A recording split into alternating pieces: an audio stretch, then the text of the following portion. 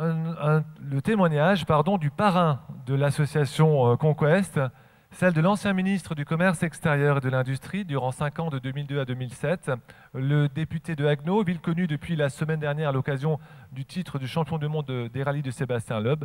Donc le député de Haguenau, ancien ministre vice-président du Conseil régional d'Alsace, Monsieur François Loos.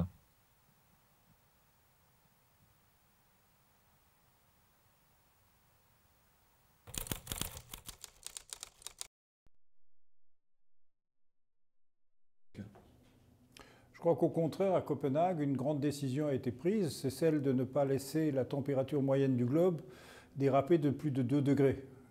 Ce chiffre a été discuté et il a été retenu par tous.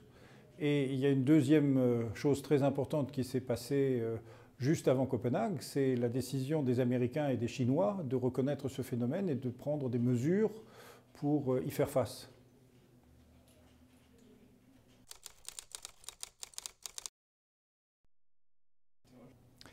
Au fond, les scientifiques du GIEC ont eu le prix Nobel, donc quelque part, ils ont un accord mondial sur ce qu'ils prédisent et sur ce qu'ils expliquent. Maintenant, même si on ne les croit pas, on sait bien que le pétrole n'est plus aussi abondant et que nous avons des ressources limitées sur la Terre et qu'il faudra donc tenir compte de la limitation de nos ressources.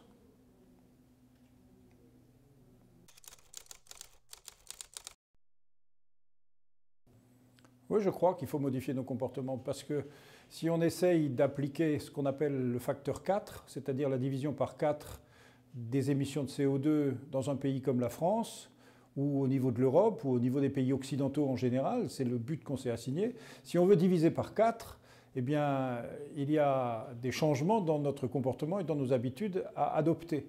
Et plus tôt on commencera, mieux ce sera.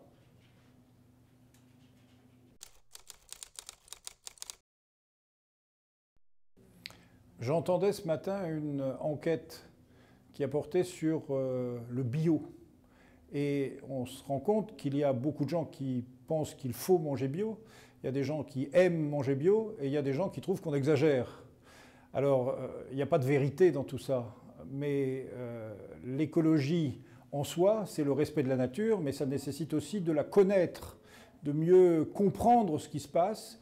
Et concernant le changement climatique, eh bien, toutes les solutions ne sont pas bonnes et une solution prise en entier, par exemple dire chauffez-vous au bois, ce serait une fausse bonne idée si tout le monde le faisait.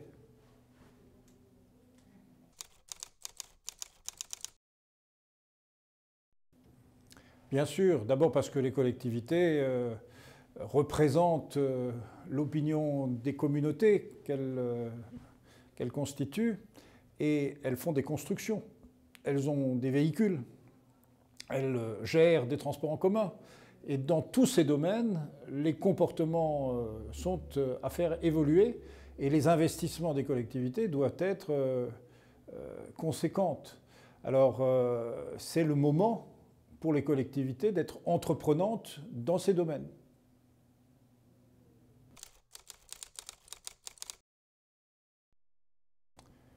Oui, alors quand j'étais ministre de l'Industrie, je me suis bien rendu compte qu'il y avait des opportunités considérables pour les entreprises, comme par exemple pour les constructeurs automobiles.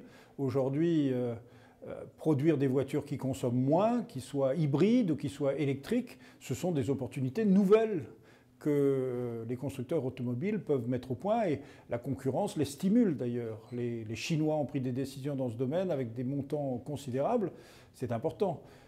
Le développement de l'industrie du photovoltaïque est une opportunité considérable. Mais à côté de ces opportunités, bien sûr, il y a des contraintes qui s'appliquent et qui s'appliquent en France depuis la loi de 1976.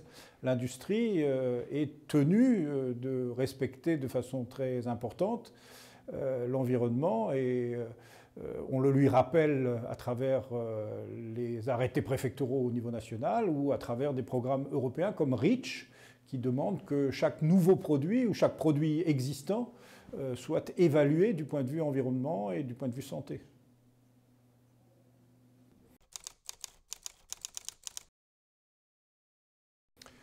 Oui, dans le domaine industriel, par exemple, l'obligation de respecter les contraintes environnementales est ancienne en France. Je parlais tout à l'heure de la loi de 76, de Céveso aussi, et toute notre industrie s'est mise à respecter de façon très scrupuleuse ces contraintes. Et en plus, la grande industrie est concernée par les quotas d'émissions de CO2. Et donc, ils ont dû mettre au point les techniques nécessaires pour arriver à atteindre ces objectifs.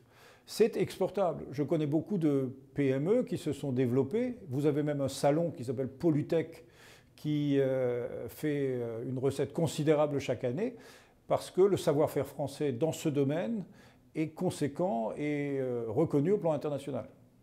Maintenant, ils ne font pas tout. Et pour l'habitat, eh bien, je vois bien qu'en Allemagne, il se passe beaucoup de choses aussi, que l'Autriche est très avancée dans ces domaines. Il y a une vraie stimulation, une vraie compétition dans ce domaine.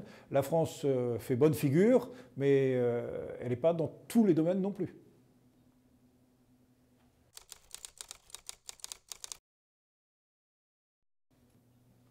Alors, quand vous faites une chaufferie collective, quand vous faites une zone artisanale ou une zone industrielle, vous pouvez l'aménager de façon le plus respectueuse possible de l'environnement. Quand vous faites une construction neuve, vous pouvez faire du bâtiment à basse consommation. Donc les collectivités, appuyées par les entreprises industrielles et artisanales, beaucoup artisanales, peuvent être des promoteurs des nouvelles technologies dans ce domaine. Et les entreprises françaises ont intérêt à travailler avec elles, bien sûr.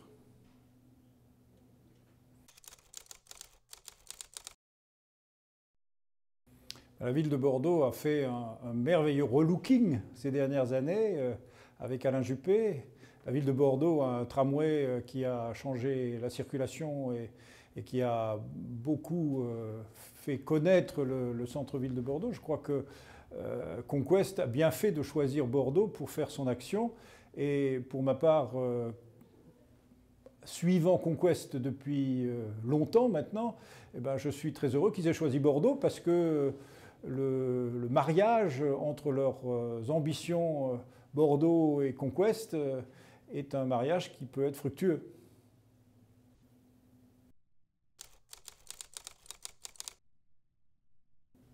Alors je connais la région Aquitaine et la Gironde pour y avoir été souvent, pour y avoir été quelques fois en vacances, pour y avoir des amis à Bordeaux en particulier, sur le bassin d'Arcachon aussi, pour avoir fait campagne électorale avec des amis dans la région de Bordeaux. Et je trouve que la tradition de la viticulture est quelque chose qui vous pousse à vous passionner pour la nature et pour sa plus belle expression qu'est le vin de Bordeaux.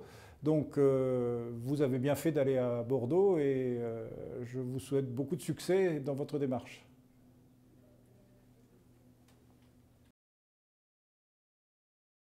C'était Monsieur François Loos, le parrain de l'association Conquest.